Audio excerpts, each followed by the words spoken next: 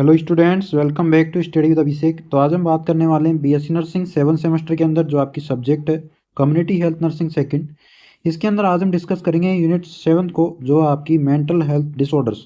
इस यूनिट को complete one shot के अंदर हम डिस्कस करने वाले हैं। साथ ही कुछ इंपॉर्टेंट क्वेश्चंस को हम डिस्कस करेंगे जो आपके एग्जाम के अंदर आपको देखने को मिलेंगे। ठीक है, तो स्टार्ट करते हैं इस वीडियो को।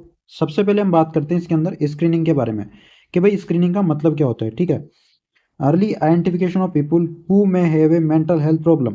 ठीक है, यानी कि कोई भी ऐसा पर्सन जिसको मेंटल हेल्थ प्रॉब्लम है, मानसिक बीमारी है, उसको अर्ली स्टेज में ही फाइंड आउट करके उसका पता लगाना, इसी को हम बोलते हैं स्क्रीनिंग। ठीक है, इसके बाद बात करेंगे अगर कोई भी पर्सन है जिसको मेंटल हेल्थ प्रॉब्लम हो गई है तो उसको मैनेजमेंट कैसे करेंगे। ठीक है, तो मैनेजमेंट की बात कर लेते हैं।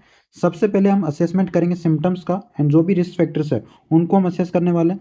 उसके बाद जो पर्सन है जिसको मेंटल हेल्थ डिसऑर्डर हुआ है उसकी काउंसलिंग करेंगे एंड साइकोलॉजिकल सपोर्ट उसको देने वाले हैं। ठीक है, उसके बाद अप्रोप्रिएट ट्रीटमेंट हम उसको देंगे। साथ ही फैमिली एजुकेशन हम देंगे रिगार्डिंग मेंटल हेल्थ प्रॉब्लम। ठीक है, उसके बाद फॉलोअप के लिए हम पेशेंट को बुलाने वाले हैं। ठीक है, तो ये मैनेजमेंट आपको याद रखना है, एग्जाम के अंदर पूछा जा सकता है। ठीक है, कि स्क्रीनिंग क्या होती है और मैनेजमेंट कैसे करना है। ठीक है, अब हम बात करेंगे भाई डिप्रेशन क्या होता है। ठीक है, ये डिसऑर्डर आपने मेंटल हेल्थ के अंदर पढ़ा होगा, वहाँ पे मैंने कंप्लीट एक्सप्लेन किया था। ठीक है, तो यहाँ पे ज़्यादा बात नहीं करेंगे, लेकिन थोड़ा इनके बारे में नॉलेज होनी चाहिए क्योंकि एग्जाम के अंदर 2 मार्क्स के अंदर ये पूछा जा सकता है। ठीक है, सबसे पहले डेफिनेशन की बात कर लेते हैं कि भाई डिप्रेशन क्या होता है। Depression is a mental disorder characterise by the persistent low mood और लॉस ऑफ द इंटरेस्ट और प्लीजर। डिप्रेशन क्या एक मेंटल डिसऑर्डर होता है जिसके अंदर जो पर्सन होता है उसके अंदर जो मूड है वो लो हो जाता है। ठीक है, लगातार मूड लॉस होता है, इंटरेस्ट लॉस हो जाता है। ठीक है, जो प्लीजर है वो भी लॉस देखने को मिलता है। ठीक है, सिम्टम्स की बात करें तो इसके अंदर परसिस्टेंट सैडनेस रहेगा पर्सन। ठीक है, लगातार जो है वो पर्सन सैड रहेगा, दुखी रहेगा। लॉस ऑफ इंटरेस्ट उसके अंदर देखने को मिलेगा। ठीक है, होपलेसनेस रहेगा। ठीक है, थकान उसके अंदर देखने को मिलेगी। स्लीप और एपेटाइट चेंजेस होगा। ठीक है, साथ ही पुअर कंसंट्रेशन देखने को मिलेगा और इसके अंदर सुसाइडल थॉट देखने को मिलेगा, जो मोस्ट इंपॉर्टेंट सिम्टम होता है डिप्रेशन का। ठीक है, तो ये आपको याद रखना है इसके अंदर। और अगर कंप्लीट आपको देखना है तो मेंटल हेल्थ की जो क्लास है बीएससी नर्सिंग 6 सेमेस्टर के अंदर जो आपने पढ़ा था वहाँ पे आप देख सकते हो। ठीक है, नेक्स्ट हम बात करेंगे अब एंजाइटी क्या होती है भाई। Anxiety is excessive fear, worry और apprehension that affect the normal functioning. ठीक है, एंजाइटी एक ऐसी कंडीशन होती है जिसके अंदर जो पर्सन है उसके अंदर एक्सेसिव फियर, वरी देखने को मिलता है। ठीक है, जिसके कारण जो पर्सन होता है उसके जो भी रेगुलर एक्टिविटीज होती है, जो भी नॉर्मल फंक्शनिंग होती है, डेली लाइफ एक्टिविटीज, उन पर प्रभाव पड़ता है। ठीक है, सिम्टम्स की बात कर लेते हैं। इसके अंदर क्या सिम्टम देखने को मिलेंगे। एक्सेसिव वरी देखने को मिलेगी। ठीक है, रेस्टलेसनेस होगा, थकान ज़्यादा देखने को मिलेगी, फियर होगा, पाल्पिटेशन देखने को मिलेंगे, स्वेटिंग होगा। ठीक है, ट्रिमलिंग देखने को मिलेगी। साथ ही स्लिप डिस्टर्बेंस की कंडीशन देखने को मिलती है एंजाइटी में। ठीक है, ये आपको याद रखना है। अब नेक्स्ट हम बात करेंगे एक्यूट साइकोसिस के बारे में। साइकोसिस क्या होता है। साइकोसिस एक condition in which a person lose contact with reality. साइकोसिस एक ऐसी कंडीशन होती है, एक ऐसा डिसऑर्डर होता है जिसके अंदर पर्सन जो है वो रियलिटी के साथ जो कॉन्टेक्ट होता है उसको लॉस कर देता है। ठीक है, यानी कि पर्सन जो है एक तरह से इल्यूजन के अंदर जीता है। ठीक है, फीचर्स की बात करें इसके अंदर क्या देखने को मिलता है। डिल्यूजन देखने को मिलता है। डिल्यूजन का मतलब क्या होता है। फॉल्स फिक्स बिलीफ, यानी इसके अंदर जो पर्सन होता है उसको फॉल्स फिक्स्ड बिलीफ होता है, यानी कि झूठा और फिक्स बिलीफ हो जाता है कि ये सही है, लेकिन वैसा रियलिटी में नहीं होता है। ठीक है, रियलिटी से कॉन्टेक्ट बिल्कुल हट जाता है, पर्सन जो है फैंटेसी के अंदर जीता है। ठीक है, सेकेंड है हेलुसिनेशन देखने को मिलता है। इसके अंदर क्या होता है। Perception without an external stimulus, यानी कि किसी भी स्टिमुलस की एब्सेंस में, वहाँ पे कोई भी स्टिमुलस प्रेजेंट नहीं है। ठीक है, किसी प्रकार का ऑब्जेक्ट नहीं है, लेकिन पर्सन को ऐसा आभास होता है कि वहाँ पे कोई प्रेजेंट है। ठीक है, इसके बाद डिसऑर्गेनाइज स्पीच देखने को मिलती है। साथ ही एबनॉर्मल बिहेवियर होता है पर्सन का। मैनेजमेंट कैसे करेंगे इस कंडीशन में। सेफ्टी का हमें ध्यान रखना है, इंश्योर करना है सेफ्टी। उसके बाद साइकेट्रिक असेसमेंट करना है, अप्रोप्रिएट ट्रीटमेंट देना है। ठीक है, रेफरल व्हेन रिक्वायर्ड, अगर आवश्यकता है तो हमें हायर सेंटर में रेफर करना है पर्सन को। नेक्स्ट हम बात करेंगे सीजोफ्रेनिया क्या होता है भाई। ए severe mental disorder affecting thinking, perception, emotion and behaviour. Schizophrenia एक सीवियर मेंटल डिसऑर्डर है जिसके अंदर पर्सन की थिंकिंग, पर्सन का परसेप्शन, इमोशन एंड बिहेवियर जो है वो अफेक्ट आता है, इसके अंदर प्रभाव देखने को मिलता है। सिम्टम्स की बात करें इसके अंदर डिल्यूजन देखने को मिलेगा। ठीक है, हेलुसिनेशन होता है, डिसऑर्गेनाइज स्पीच और बिहेवियर देखने को मिलेगा, सोशल विड्रॉल देखने को मिलेगा। सोशल विड्रॉल का मतलब सोसाइटी से पर्सन जो है अलग हो जाएगा। ठीक है, लैक ऑफ मोटिवेशन देखने को मिलेगा। ठीक है, इसके बाद है रेड्यूस्ड इमोशनल एक्सप्रेशन। जो इमोशनल एक्सप्रेशन है वो क्या हो जाएंगे, पर्सन के कम हो जाएंगे। पर्सन जो भी खुद के इमोशंस है वो किसी के साथ शेयर नहीं कर पाएगा। ठीक है, अब नेक्स्ट हम बात करेंगे जो इस यूनिट का सबसे इंपॉर्टेंट टॉपिक है, जो इस साल आने के 99% चांस है, वो है नेशनल मेंटल हेल्थ प्रोग्राम। ठीक है, डायरेक्ट 5 मार्क्स के अंदर ये पूछा जाएगा, तो इसको तो आपको अच्छे से पढ़ के जाना है। ठीक है, नेशनल मेंटल प्रोग्राम जो है वो स्टार्ट हुआ 1982 के अंदर। ठीक है, इसका एम क्या है, इसका उद्देश्य क्या है, इसकी हम बात कर लेते हैं। Make mental health care available and accessible, promote early detection and treatment and provide community based care. जो नेशनल मेंटल हेल्थ प्रोग्राम है जो 1982 के अंदर बनाया गया, स्टार्ट हुआ है, इसका जो उद्देश्य है वो है कि सभी को मेंटल हेल्थ अवेलेबल हो, ठीक है, आसानी से उपलब्ध हो। साथ ही इसके अंदर जो भी मेंटल हेल्थ प्रॉब्लम होती है उसको अर्ली स्टेज में डिटेक्ट करने के लिए उसको प्रमोट किया गया। साथ ही जो भी पर्सन है जिसको मेंटल हेल्थ डिसऑर्डर हो रहे हैं उसको प्रॉपर ट्रीटमेंट दिया जाए। साथ ही कम्युनिटी बेस्ड केयर जो है वो दी जाए। ये नेशनल मेंटल हेल्थ प्रोग्राम का उद्देश्य है जो आपको याद रखना है, बिल्कुल एज इट इज आपको एग्जाम में लिख के आना। ठीक है, नेक्स्ट हम बात कर लेते हैं इसके अंदर डिस्ट्रिक्ट मेंटल हेल्थ प्रोग्राम के बारे में। ये भी एक इंपॉर्टेंट है, डिस्ट्रिक्ट मेंटल हेल्थ प्रोग्राम। ठीक है, ये आपको जब क्वेश्चन आए कि नेशनल मेंटल हेल्थ प्रोग्राम क्या होता है तो इसी के अंदर आपको लिख के आना है कि डिस्ट्रिक्ट मेंटल हेल्थ प्रोग्राम जो है इसी के अंदर इंक्लूड है। ठीक है, the district mental health program was added to NMHP in 1996। जो डिस्ट्रिक्ट मेंटल हेल्थ प्रोग्राम है वो 1996 के अंदर नेशनल मेंटल हेल्थ प्रोग्राम के अंदर ऐड हो गया है। ठीक है, इंपॉर्टेंट कंपोनेंट्स क्या है इसके अंदर, सबसे पहले अर्ली डिटेक्शन एंड ट्रीटमेंट पर फोकस किया गया है जो डिस्ट्रिक्ट मेंटल हेल्थ प्रोग्राम है उसके अंदर। ठीक है, training of health care providers, जो भी हेल्थ केयर प्रोवाइडर्स जो भी स्वास्थ्य की सर्विस देते हैं, जो भी स्वास्थ्य सेवाएं देते हैं उनके अंदर उनकी ट्रेनिंग को बढ़ावा दिया गया है डिस्ट्रिक्ट मेंटल हेल्थ प्रोग्राम के थ्रू। ठीक है, साथ ही पब्लिक अवेयरनेस और इंफॉर्मेशन एजुकेशन कम्युनिकेशन पर फोकस किया गया है। ठीक है, community based mental health care पर फोकस किया गया है डिस्ट्रिक्ट मेंटल हेल्थ प्रोग्राम में। साथ ही रेफरल एंड फॉलोअप पे फोकस किया गया है। ठीक है, तो ये आपको याद रखना है, बिल्कुल सिंपल लैंग्वेज है। ठीक है, नेक्स्ट हम बात करते हैं national mental health policy 2014। National mental health policy of India 2014 provide a right based framework for mental health.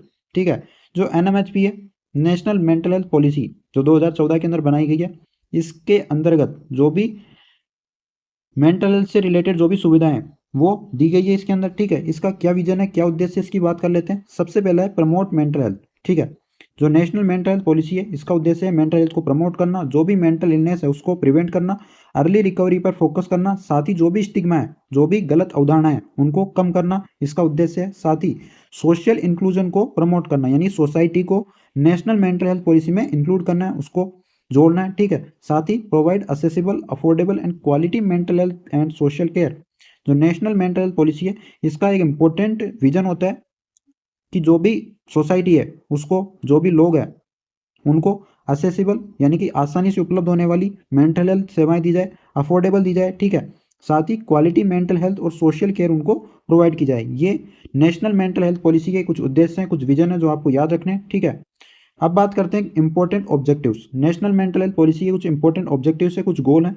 ठीक है, सबसे पहले universal access to mental health care, यानी कि जो भी मेंटल हेल्थ सेवाएं हैं वो यूनिवर्सल हो, सभी को मिले। ठीक है, improve access to comprehensive mental services, यानी कि जो मेंटल हेल्थ की जो भी सर्विसें हैं उनके अंदर, जो भी मेंटल हेल्थ की सर्विस है, जो भी मेंटल हेल्थ की सेवाएं हैं उनके अंदर इंप्रूवमेंट लाया जाए। ठीक है, स्पेशल अटेंशन टू वल्नेबल ग्रुप्स, यानी कि जो भी वल्नेबल ग्रुप्स है, जो भी माइनर कैटेगरी के ग्रुप होते हैं जिनको अच्छी मेंटल हेल्थ सुविधाएं नहीं मिल पाती है, उन पर नेशनल मेंटल हेल्थ पॉलिसी के अंतर्गत विशेष ध्यान दिया गया है। ठीक है, reduce suicide and attempted suicide.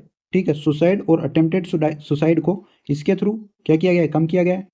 Protect the right of person with mental health problems. ठीक है, एक ऐसा पर्सन जिसको मेंटल हेल्थ डिसऑर्डर है, कोई भी मेंटल हेल्थ प्रॉब्लम है, उसके जो भी अधिकार है उसको प्रोटेक्ट करने के लिए नेशनल मेंटल हेल्थ पॉलिसी बनाई गई है। साथ ही जो भी स्टिग्मा है, जो भी गलत अवधारणा है मेंटल हेल्थ प्रॉब्लम्स को लेके, मेंटल हेल्थ डिसऑर्डर्स को लेके, उसको कम करने के लिए बनाया गया है। ठीक है, साथ ही improve availability of trained human resources, यानी कि जो भी ह्यूमन रिसोर्सेज है उनको अच्छी तरह से ट्रेनिंग मिल पाए, उसके अंदर इंप्रूवमेंट लाने के लिए एनएमएचपी नेशनल मेंटल हेल्थ पॉलिसी को बनाया गया है। ठीक है, नेक्स्ट हम बात कर लेते हैं नेशनल मेंटल हेल्थ एक्ट के बारे में। ठीक है, ये 2017 के अंदर आया गया था।